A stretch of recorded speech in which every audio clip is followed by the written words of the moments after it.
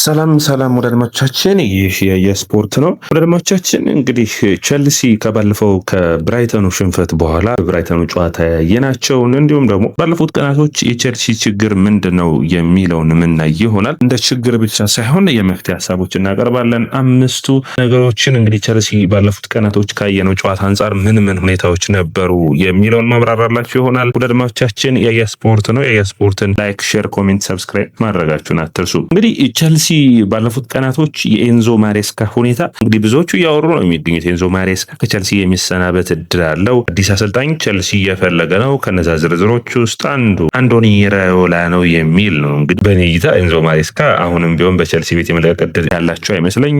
ቸልሲ 5 ዓመት ኮንትራት ያስፈረባቸው ገና በቸልሲ አሰልጣኝነታቸው ገና 2ኛ ዓመት ላይ ነው የሚገኙት። ችግሮች አሉ ወይ? አዎ።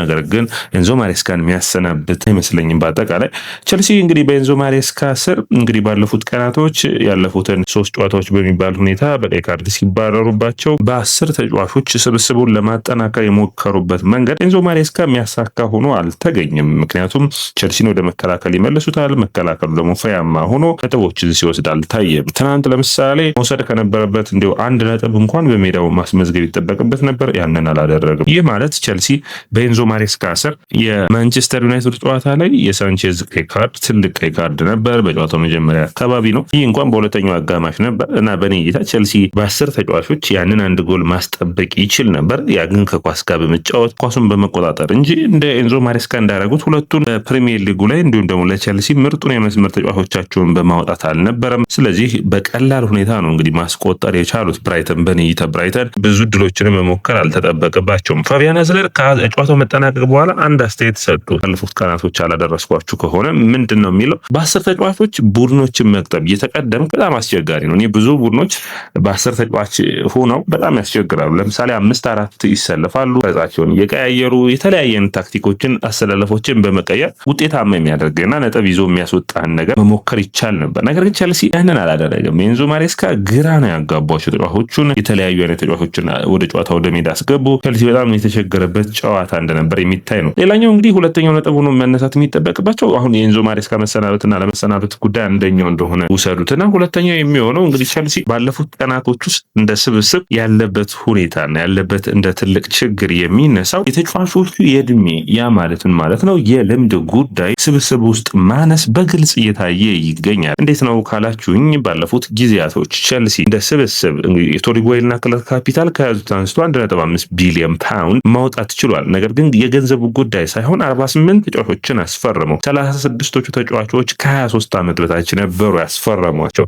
እግር ኳስ ደግሞ ከዚህ በፊት አርሰን ዌንገር የሚናገሩት በብዙ የእግር ኳስ አድናቂዎች የሚወራለት እግር ኳስ ብዙን ጊዜ የሚፈልገው ታዳጊ ተጫዋቾችን ብቻ አይደለም። አለን ሃንሰን የቀድሞ የሊቨርፑል አምበልና እንዲሁም ደግሞ የሊቨርፑል ስብስብ አባል በምንም አይነት ነገር ውስጥ በህፃናት ዋንጫ ማንሳት አይቻልም የሚል አስተያየት አለውና በህፃናት ዋንጫ አይበላም የሚለው ብዙን ጊዜ በእግር ኳስ የሚወራው ሀሳብ ከዚህ የተወሰደ ነው። ይህም እንግዲህ ቸልሲ ዘንድ እየታየ ይታያል። ምክንያቱም ያለፉት ዓመታቶች የቸልሲ አቨሬጅ እድሜው ከዓመት ዓመት እየቀነሰ መጥቷል። ባለፉት 3 ዓመታቶች ብናየው ዘንድሮ 23 ዓመት ከ9 ነው እንግዲህ 23.9 ነው። አምና 24.1 ነበር። ታች አምና 24.6 ነበር። ቸልሲ ልምድ ያላቸው ተጫዋቾችን ወደ ስብስብ ውስጥ መቀላቀል አልቻለም። ይህ ደግሞ በታዳጊ ተጫዋቾች ብቻ ከሆነ በተለይ ሃይ ሪቮሉሽን ወይም ደግሞ በየዓመቱ ብዙ ተጫዋቾችን እያስወጣ አዳዲስ ብዙ ተጫዋቾችን ለሚያስገባው ቸልሲ ውጤታማነት በጣም እየተቸገሩ የሚገኙት አንዱ የታዳጊ ተጫዋቾች ጉዳይ ልምድ ያላቸው የሚባሉትን የስብስቡ ተጫዋቾች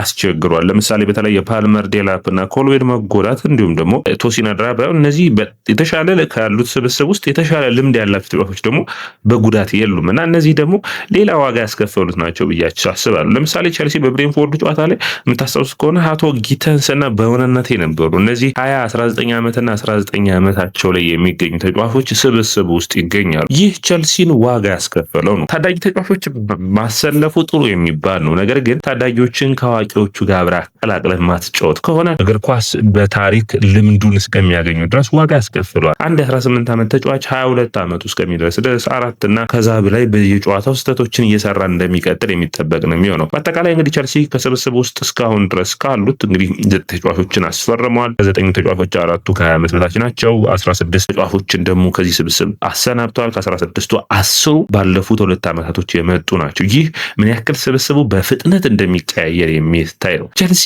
በዝውውር መስኮቱ የሚጠቀምበት መንገድ ምንም እንኳን ውጤታማ ነው ብንልም በክረምቱም እንዳየነው ቸልሲ በዝውውሩ ከፍተኛ የሆነ ገንዘብ ቢያገኝም የቸልሲ ደግሞ በእንደዚህ አይነት ሁኔታ የሚታወቅ ክለብ አይደለም። ቸልሲ ገንዘቦችን ለማጠራቀም የተፈጠረ ክለብ ነው ብዬ አላስብም። በኔ እይታ እንዴት ካላችሁኝ ወደ ለማቻችን ቸልሲ የእንግሊዝ ፕሪሚየር ሊግን ዋንጫ በማንሳት የቻምፒዮንስ ሊግን ዋንጫ በማንሳት ነው እንጂ ስኬቱ የሚለካው እንግዲህ እንደ አብራሞቪች ጊዜ ዓመታት ባለፉት ጊዜያቶች ያጋጠሙ አይነት ነገር ግን ዋንጫዎችን ሳታነሳ በየዓመቱ ታዳጊ ተጫዋቾችን ብቻ እያስፈረም ከነሱም ደግሞ እያሰናበት አዲስ ቡድን ለመገንባት የሚታየው ሜቢ እንግዲህ በአሜሪካን ፉትቦል ውስጥ ውጤታማ ሊሆን ይችላል ለነ ቶዲ ቦይና ለነ ክለር ካፒታል። በእንግሊዝ ፕሪሚየር ሊግ ግን በእንደዚህ አይነት ሁኔታ ስኬታማ የሆነ ቡድኖችን ማግኘት በጣም አስቸጋሪ ነው። ሌላኛው እንግዲህ ቸልሲ እንደ ስብስብ ያሉበትን ሁኔታ ስታዩት ነሳት የሚጠበቅበት ሁኔታ የጃኦ ፔድሮ ጉዳይ ነው። ጃኦ ፔድሮ ባለፉት 2 ጨዋታዎች ምንም ሹቶን ታርጌት ማድረግ አልቻለም። ባለፉት 2 ጨዋታዎች ውስጥ በ9 ቁጥር ሚና ነው የተገባው። የሚያሳዝን ሁኔታ ደግሞ ኮል ፓልመር በሌለባቸው ጨዋታዎች ይህንን ተጫዋች በ9 ቁጥር ከመጠቀም ይልቅ የኮል ፓልመርን በ10 ቁጥር ሚና እንዲሸፍን ማድረግ ኤንዞ ማሬስካ ተጫዋቹን ስኬታማ አድርገው በሚገባ እንዲጠቀሙበት የሚያስችል ነበር ብዬ አስባለሁ። እንዴት ካላችሁ ለምሳሌ ባለፉት ቀናቶች ጃኦ ፔድሮን የፓልመርን ቦታ ሸፍኖ ሲጫወት የፉላም እና እንዲሁም የዌስትሃሙ ጨዋታ ላይ የጨዋታው ማን ኦፍ ዘ ማች ነበር፣ ጎሎችና አሲስቶች ነበሩ። ስለዚህ የዚህ ተጫዋች ወደ ምርጥ ብቃቱ እንዲመለስ ወደ ምርጥ ብቃቱ ፐርፎርም እንዲያደርግ በቸልሲ ዘንድ የዚህ ተጫዋች የሚያስፈልገውን ሁኔታ ደግሞ መፍቀድ ይጠበቃል። ያ ማለት ነው ለምሳሌ ፓልመር ቢኖር ከፓልመር ጋር እየተቀያየሩ በ9 እና በ10 ቁጥር ሚና ሊጫወቱ የሚችሉበት እድል ነበር። ነገር ግን ፓልመር ከሌለ ይህ ተጫዋች የተሻለ የሚሸፍነው 10 ቁጥር ነው። አጥቂ ተጫዋቾችን ወደ ስብስብ ውስጥ ማስገባት አንዱ መፍትሄ ይሆን ነበር ብዬ አስባለሁ። ለምሳሌ የፉላሙ ጨዋታ ላይ ታይሪክ ጆርጅን እንደ ፎልስ ናይን መጠቀም ይቻላል። ጃኦ ፔድሮ ከጀርባው ነው እንዲጫወት። ያ ቸልሲን ውጤታማ ያደርገዋል። መፋለም አቅሙ የአማካይ ክፍሉን የሚያግዝበት ነገር ጥሩ የሚባል ስለሆነ አሁን ኤንዞ ፈርናንዴዝ በ10 ቁጥር ሚና መግባቱም እኮ ጥሩ የሚባል ውጤትን የሚያመጣ ሆኗል። ነገር ግን ኤንዞ ፈርናንዴዝ እና እንዲሁም ደግሞ ጃኦ ፔድሮ መተጋገዝ ነበረባቸው። ከዛ ውጭ እንግዲህ ቸልሲ በጨዋታው ላይ አንድ ጎል ካስቆጠረ በኋላ ሁለተኛውን ጎል ለማግኘት በጣም ረጅም ጊዜ የሚፈጅበት ቡድን ሆኗል።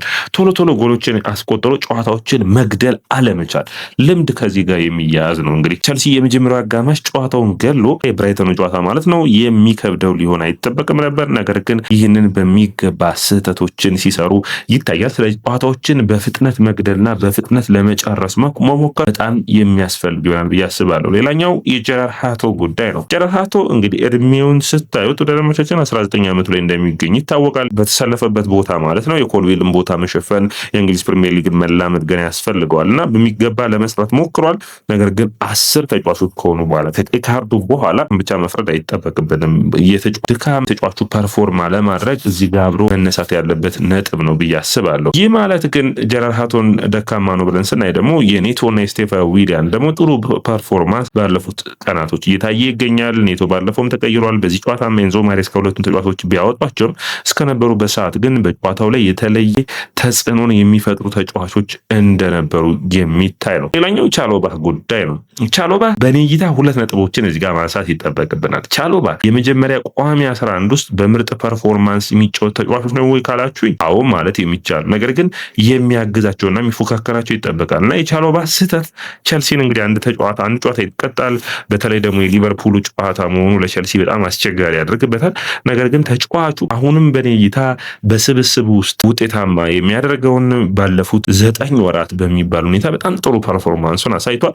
ስለዚህ ወደ ድንቅ ብቃቱ ተመልሶ እንዲመጣ የሚያስፈልግ ነው የሚሆነው እንጂ በፐርፎርማንስ ረገድ አስደናቂ ተጫዋች እንደሆነ አሁንም እንደቀጠለ ነው። ስህተቶችን ግን መቀነስ የሚያስፈልግ ነው የሚሆነው። በተለይ ተጋላጭ ሆኗል ባለፉት 2 ጨዋታዎች። ነገር ግን ቸልሲ እንደ ስብስብም ይህ ተጫዋች ተጋላጭ እንዲሆን አድርገውታል ብዬ አስባለሁ። ለምሳሌ ቀይ ካርዱን ሲያይ ሳንቶስ ነው እንግዲህ ኳሱን ተሳስቶ በአማካይ መስመር በቀላሉ ተጫዋቹን ሊቀመው የሞከረው። ከዛ እንግዲህ ታክል መውረዱ ነው። ጎሉ ቢቆጠር ኖሮና ቸልሲ አቻ ቢሆን ከአቻ የመመለስ እድሉ በጣም የተሻለ እድል እንደነበር የምታውቁት ነው።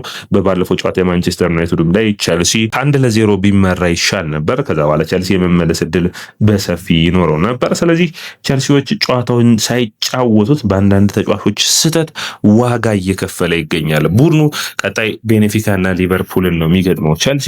ስለዚህ በሚቀጥሉት ቀናቶች በሚገባ መሰናዳትና መዘጋጀት ያስፈልጋል። ኤንዞ ማሬስካ ይህንን ስብስብ ከነዚህ ወቅታዊ ብቃቱ አነሳስተው ወደ ጥሩ ፐርፎርማንስ መመለስ ይጠበቅባቸዋል። ያንን እንደሚያደርጉት እምነት አለኝ። በኔታ ኤንዞ ማሬስካ በቸልሲ ቤት አስደናቂ የሆነ ስራን እየሰሩ ነው ያሉት።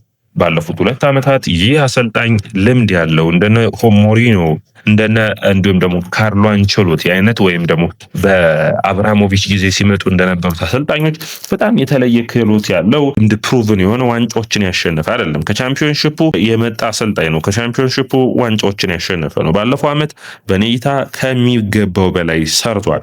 በዘንድሮ ውድድር ዓመትም የእሱ ስህተት ሳይሆን የተጫዋቾቹ ስህተት ቡድኑን ዋጋ እያስከፈለ ይገኛል። አምና አርሰናል ይህንን ሲያደርግ ይታይ ነበር። በቀይ ካርድ የሚወጡበት ተጫዋቾችን ብዛት ነበረባቸው። ያነ ደግሞ ብዙ ጊዜ ይሄ ከድካም ጋር የሚያያዝ ነውና ድካም ደግሞ የሱ ብቻ ምክንያት ሆኖ የሚነሳ አይደለም እና ይህንን መቀነስ የሚያስፈልግ ነው የሚሆነው እንደ ስብስብ ሁሉም ብዬ አስባለሁ። ቸልሲ አስገራሚ አሰልጣኞች አለው ብዬ አስባለሁ አሁንም።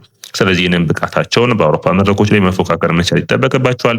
በቻምፒዮንስ ሊጉ አሰልጣኙም በእንግሊዝ ፕሪሚየር ሊጉ በቻምፒዮንስ ሊጉ ልምዶችን ማግኘት ይጠበቅበታል። በእንግሊዝ ፕሪሚየር ሊግ ገና 2ኛ ዓመቱ ሲያሰለጥን ነው። በአውሮፓ ቻምፒዮንስ ሊግ የመጀመሪያ ዓመቱ ነው የሚሆነውና የቸልሲ ደጋፊዎች ትንሽ ትዕግስት ያስፈልጋል ብዬ አስባለሁ። ተጫዋቾቹና ኃላፊዎቹ ግን መወቀስ የሚጠበቅባቸው ነው። ኤንዞ ማሬስካ ከኮልዊል መጎዳት በኋላ የኮልዊልን ቦታ የሚሸፍን ተጫዋች እንደሚፈልግ ለቸልሲ ኃላፊዎች ተናግረው ነበር። ነገር ግን ቸልሲ ኃላፊዎች ተጫዋችን ማስፈረም አልቻሉም። ባሉት ተጫዋቾች እንዲቀጥል ነው ያደረጉት። ይህ ደግሞ አንደኛው የአውሮፓ ሕግም አንጻር ነው ያስቸገራቸው። ነገር ግን እንግዲህ ቸልሲ ይህንን ተቋቁሞ በዘንድሮ ውድድር ዓመት የአውሮፓ ቻምፒዮንስ ሊግ ተሳታፊ ሆኗል። ተመልሶ እንግዲህ ትልልቆቹን ዋንጫ ማሸነፍ ይችላል ወይ የምናየው ይሆናል። ሰላም ወደ አድማጮቻችን፣ ይህ ያያ ስፖርት ነው። ያያ ስፖርትን ላይክ፣ ሼር፣ ኮሜንት፣ ሰብስክራይብ ማድረጋችሁን አትርሱ።